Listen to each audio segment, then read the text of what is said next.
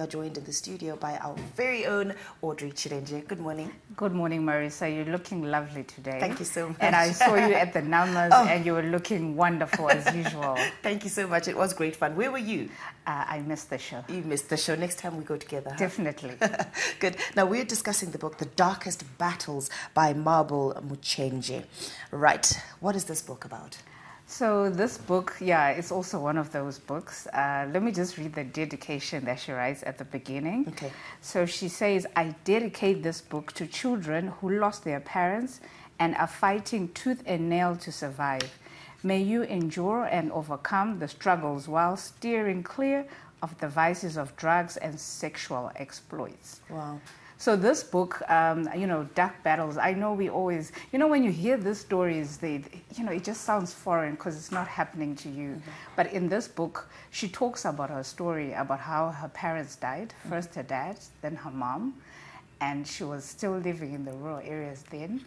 And then how as a teenager, she's the firstborn and she has 4 siblings. Mm-hmm. She had to immediately become, the mom. And it was now a child-headed family. And I know we throw around this word deputy parent, mm-hmm. but she talks about how it's actually very difficult. Mm-hmm. It is difficult, especially when you're young. I mean, she does talk about it, the first episode, the burden of the firstborn. And just that word burden really highlights how much of a strain it was on her. Can you elaborate more on that journey for her? Okay, so she talks about the first incident. She talks about how one of the uncles then threw a custom to her. This is a teenage girl, mm-hmm. Saying something like, pane rima, Yeah. And then she doesn't even know what that's about, and then she tries to ask the other people. So for me, I think for me, just reading this book is, like I said earlier, we take these things for granted. This is a child who's lost her parents. She's grieving, but now she has to automatically become the head and assume all these roles thrust upon her. You're right in saying that, because she gets into that clouded with grief, and she's speaking about not grieving properly, especially when her mum died. And I do know that this can catch up to you many years later when you don't grieve properly. How long do you think a grieving process takes, or does she highlight that in this chapter? Well, when I met her, I was actually telling her about how I lost my sister, and I only grieved her like 2 years ago. That was like 13 years later, and I'd actually gone for therapy, and just talking about my family, that subject came up and I was all in tears, but it took years later. And this was me, an adult. So I'm just imagining she was a child. And then she talks about her journey. So in this book, the first part, she's talking about her life.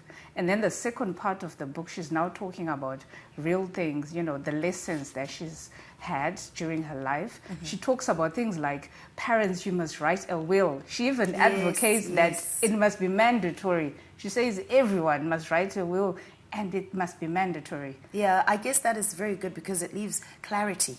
Really, this is going there, this is how this was. Because I also know when my father died, there wasn't a will. And, you just hear people say, oh, your dad owed us this money. And you're thinking, oh, he owed us this and that. And you're thinking, wait a minute, I'm only 18 and I have no idea how business is done. So you are right in saying a will must be drawn up. Have you done one?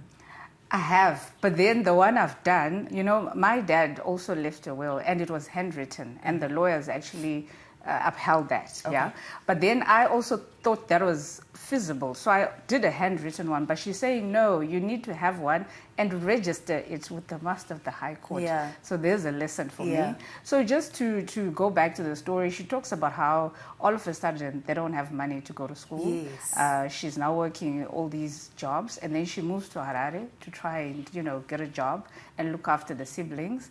And through the journey, it's a journey with hardships, but there's also hope, because she manages to write her O-levels, she managed to go to A-level, and then she managed to actually get 2 rooms, and she brought her family, her siblings, with them, and then they were now living together. She got well-wishers along the way, people who gave her accommodation at some point, a scholarship at some point. Wow.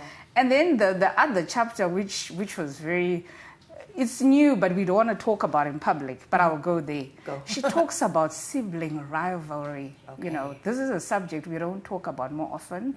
And at times it's us, the parents, who actually fuel it because you show favoritism. Yeah. And yes, in the Bible, we know favoritism was also there. But then what it does is it creates all these little, you know, issues with the kids. Yeah. And then there's hate, there's mistrust, there's, in the one incident, her own sister stabs her in the back. Uh-oh. Yeah. Uh-oh. So I don't know.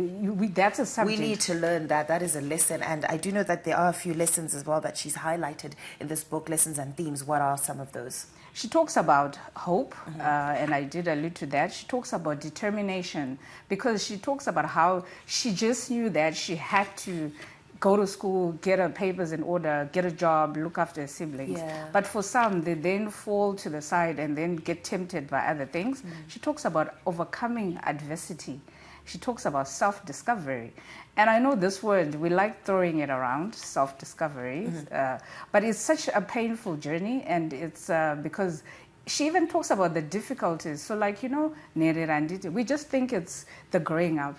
She talks about how even later on, when she now wanted to get married, you have to, you know, Yeah. you have Who to do you go to? Who does the money go to? Exactly. Yeah. And then people have this perception that people coming from that family, because the parents died young, that the perception is she's probably going to die young, or they have issues in the family. Yeah. She talks about when she now had a baby, you know, the whole process of kusungira, where you're pregnant or where you give birth and you have to go back to your mom to help you. Yeah. Where's that? She didn't have anyone. The one time she had to get a neighbor to escort her. Wow. Yeah.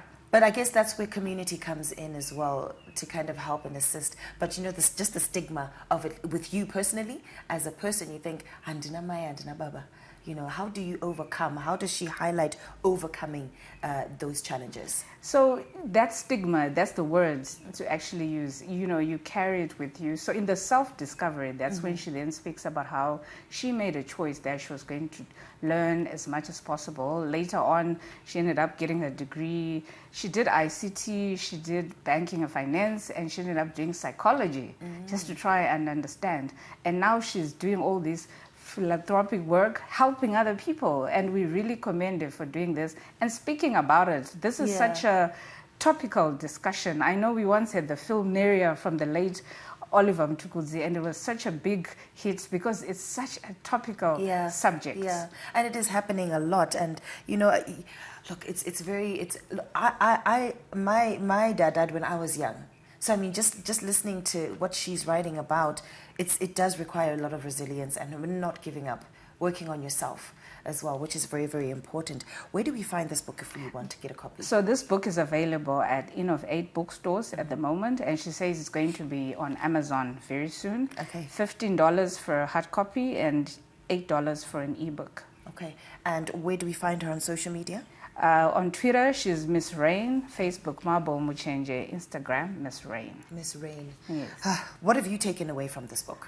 For me, it's like, even the one incident, she talks about how the relatives had to take even the spoons and all the kitchen equipment, and they had one pot which they used at some point as a family of 5. You know, I think we just need to do better as parents, write everything down. She talks about how you need to talk to your children about everything, your money, how much you earn, your hustle. They need to know so that when the inevitable happens, they're prepared. Yeah. I know one lovely gesture, actually, I think it was my son bought me a little book. It's probably this size, and it's blank, and it says a book to my child. It's like a will, but in a book, like as you said, but then, you know, we have to formalize it. And then he says to me, Mom, I'd love to know everything from when you were a little child to up to where you are now, so that when you die, I can speak to my grandkids about you, and then it will actually be your story and your words. I haven't started filling it out yet because we do have that stigma thing as well. But if I start writing this, that's Takufa.